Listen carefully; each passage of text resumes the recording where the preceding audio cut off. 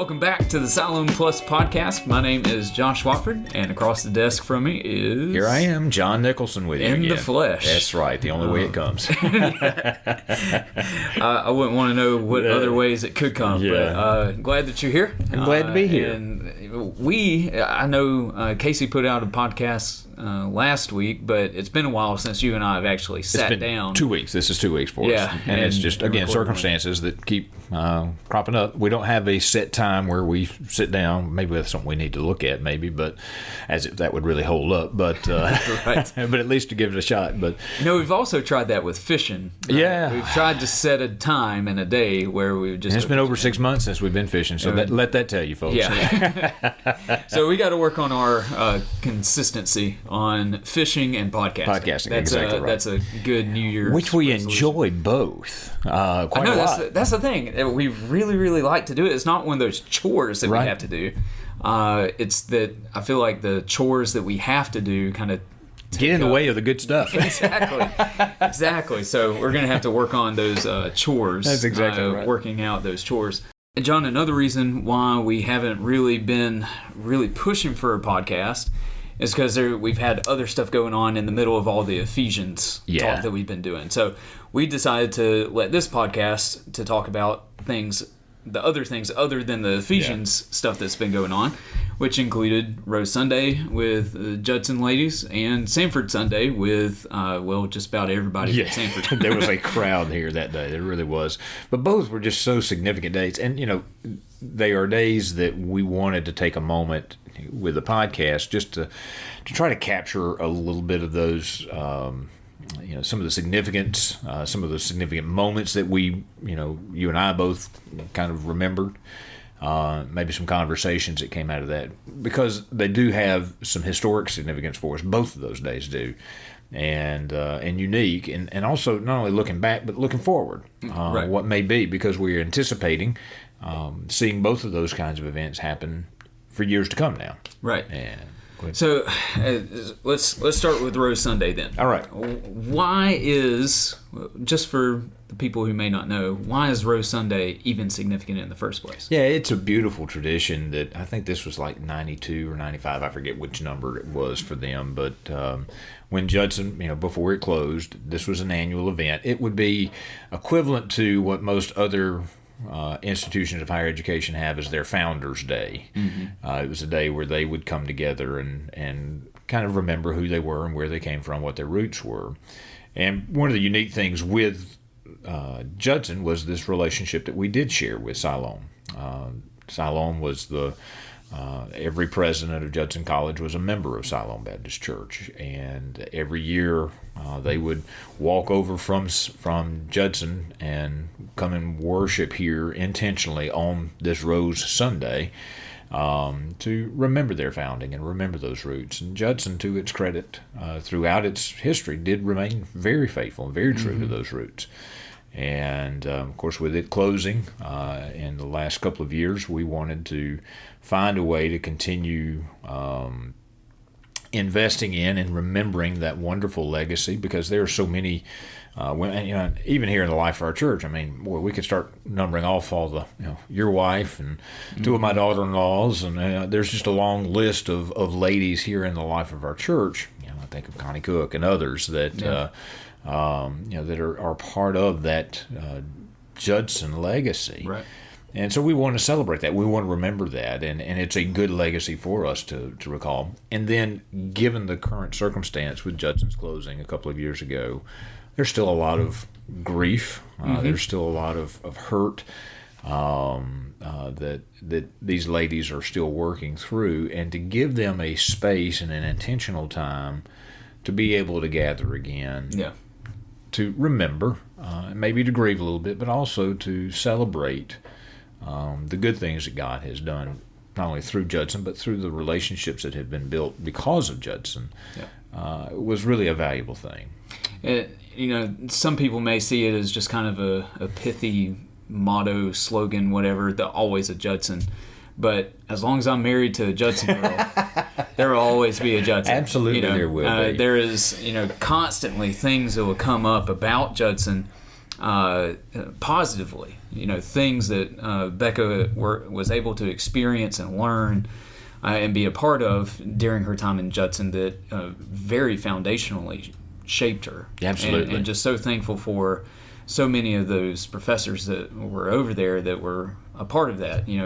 Dr. Hokinson comes up quite often. Yeah. And we miss him dearly, and so many others. But and so for me, Rose Sunday, not being an actual Judson girl, I always call myself an honorary Judson girl, but you can't say that anymore these days. That's taken in a different way. But I have very fond memories. I was talking to Dr. Bullard just about 3 weeks ago about when he and I would be on a team against Dr. Wilson and Dr. Potts in pickleball. Playing pickleball, right. And so we would talk about those times over there and just being able to rub shoulders with those guys and just talk about just life and stuff. And so me being somewhat of an outsider is still very much impacted by Judson. And those moments for Rose Sundays are just, I think, incredibly important for the Judson girls, but also the entire community that's been shaped by Judson. I think so, and that phrase, as you said, it may sound kitschy, but it's it still holds true that there always will be a Judson, because that influence,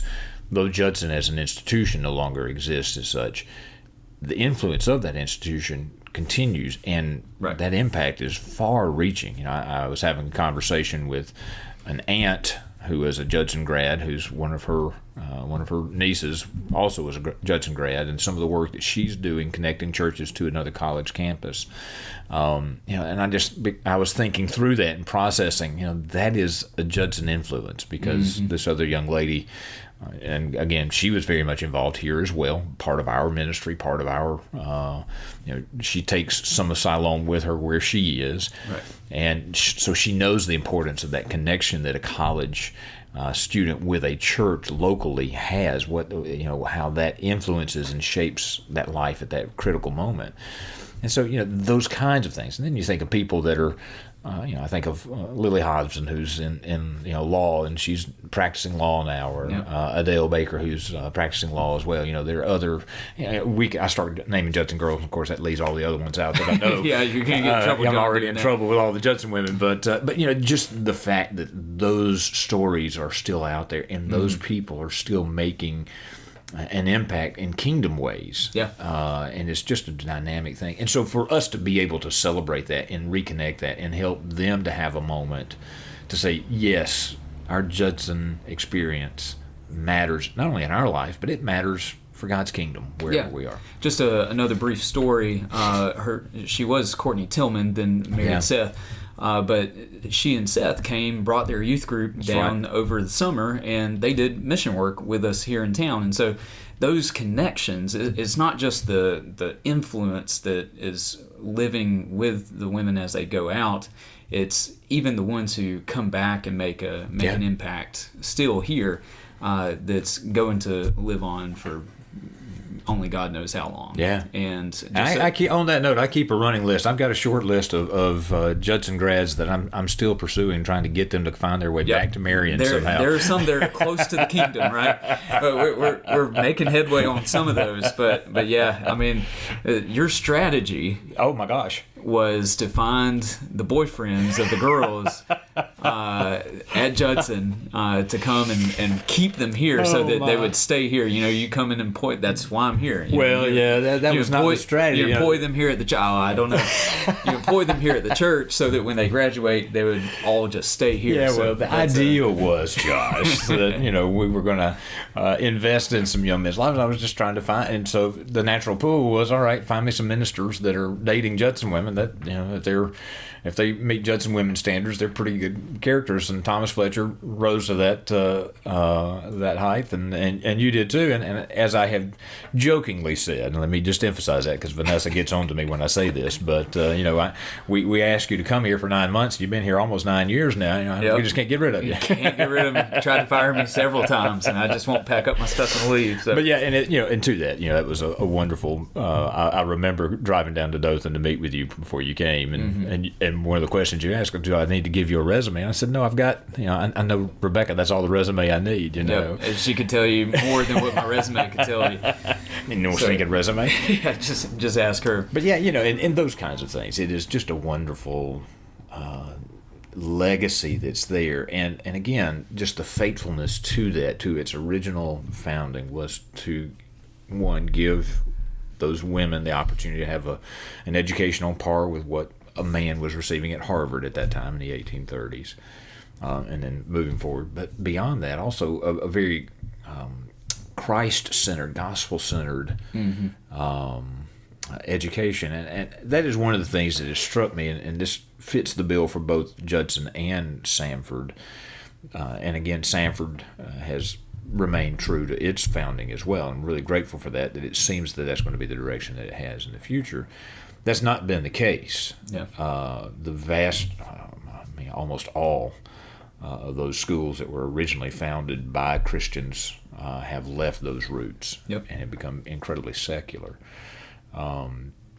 So I think it was a valuable experience for our church to have that experience with Rose Sunday, those women coming back, and what a beautiful thing to hear them singing on that Sunday morning. Yep, that was so good. And just their presence with us, and how encouraging it was for our church. But I think they were also encouraged by our church, not only those that were here on that particular Sunday, but I was hearing Elizabeth Wells talk about how she was blessed so many years ago by a lady whose name I'd never heard, and for the life of me right now I can't call the name to mind. It may come back in a moment, but just those kinds of relationships and those kinds of one-off things that we would really count as insignificant, that don't really matter, but in God's economy they make a huge difference. They've made impacts that are still being felt in various places, literally around the world. Yep. And what a cool moment for us to be a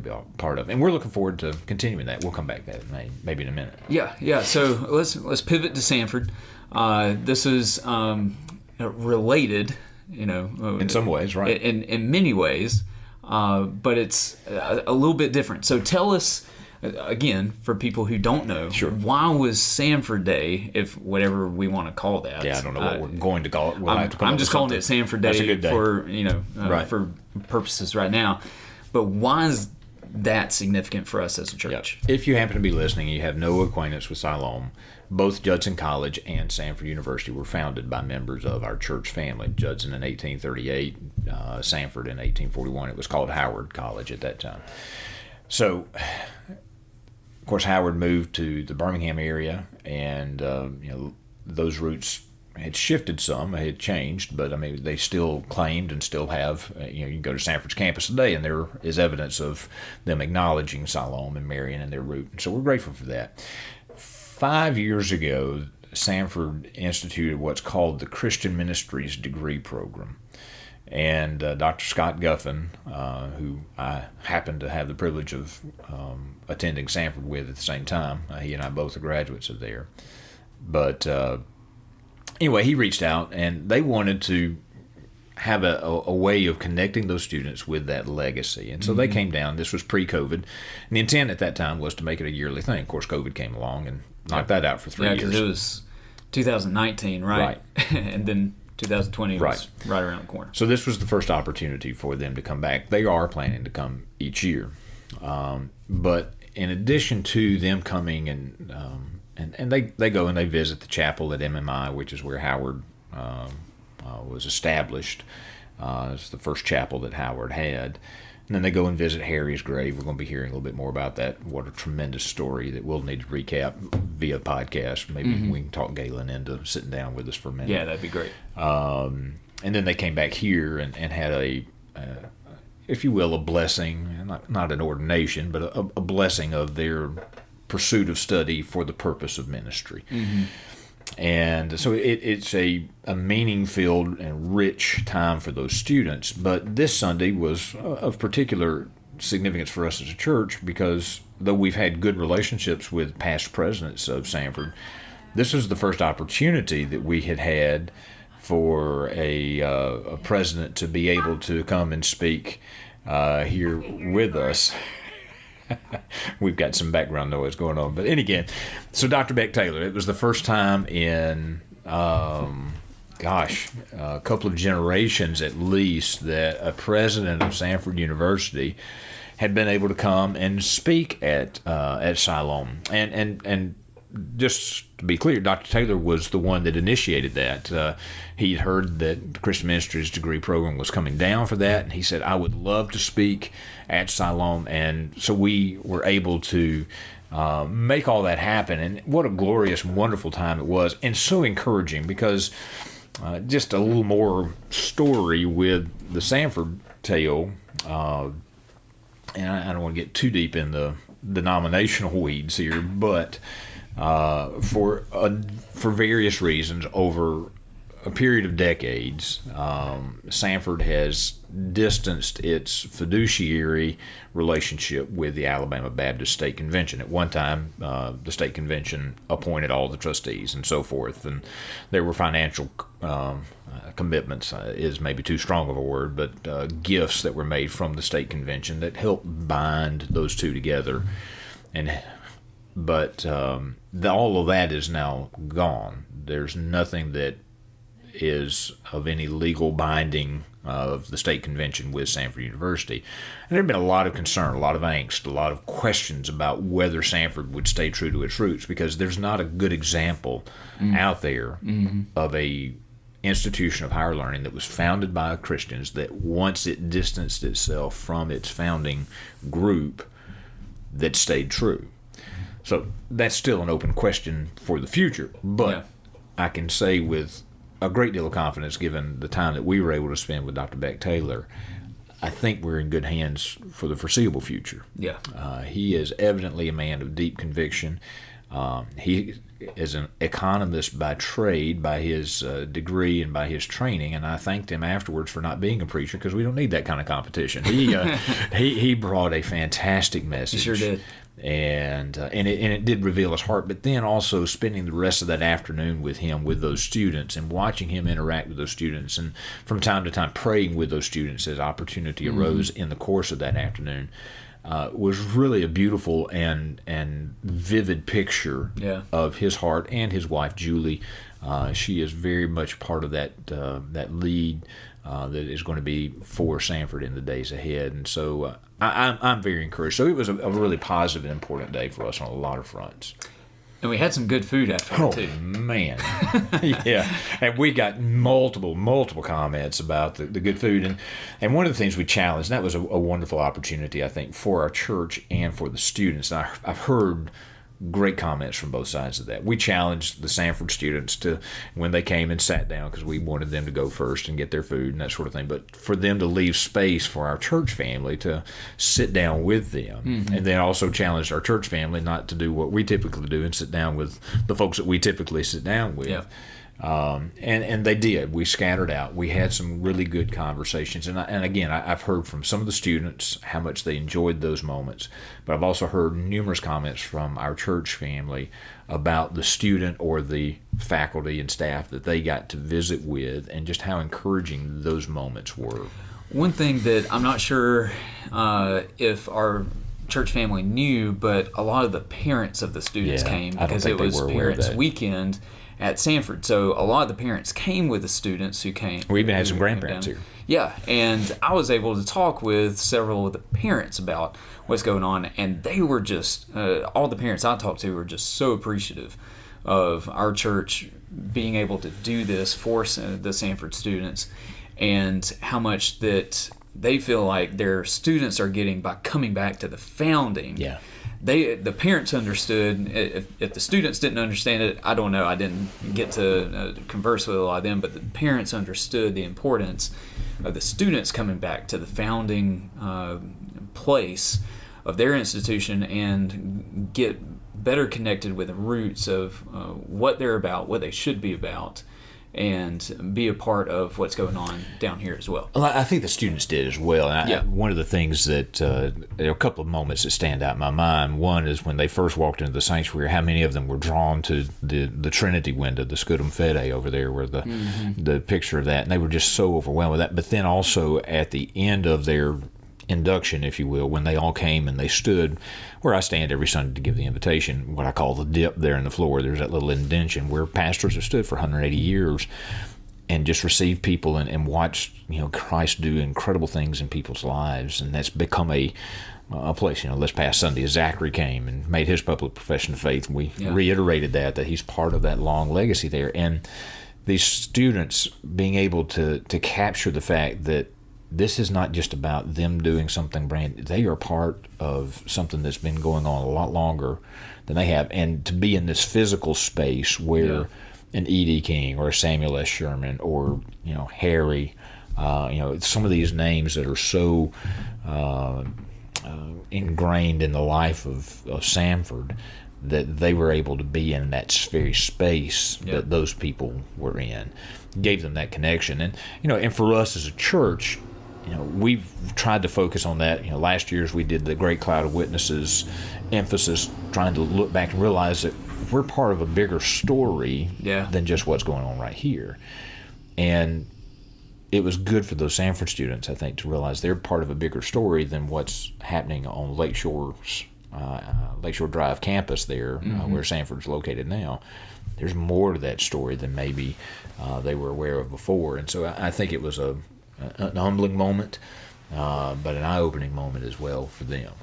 So here's my last question for you, John, unless you got more stuff to talk about. I got a couple of observations I want to give. Here's a question for you. How does, looking back at these institutional legacies that our institution, Siloam, has been a part of, how does that help us prepare or think toward the future? Mm-hmm. Because, you got faith, foundation, and future. Right. All right. So how does the foundation affect the future? I think one of the things it does, Josh, is it gives us the confidence that God's up to something that maybe we are not aware of. Mm-hmm. That was a refrain that I heard several times, particularly on Samford Sunday, just because of the different, characterization of what's going on right now there.